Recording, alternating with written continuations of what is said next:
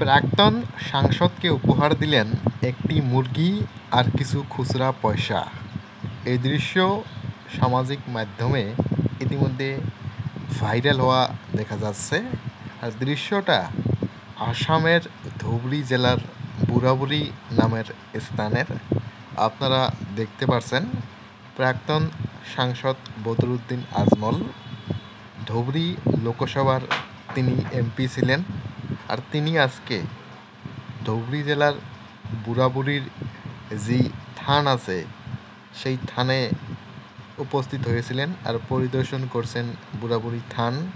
ওখানে যে ভাঙন চলতেছে সেই ভাঙন পরিদর্শন করছেন নদীর।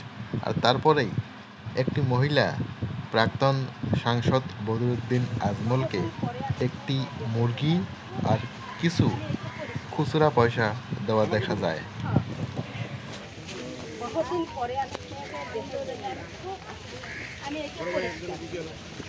আমাকে দিবে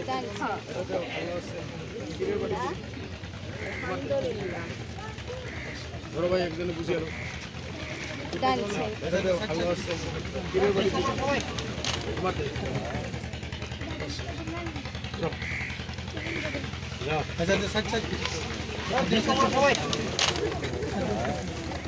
সবাই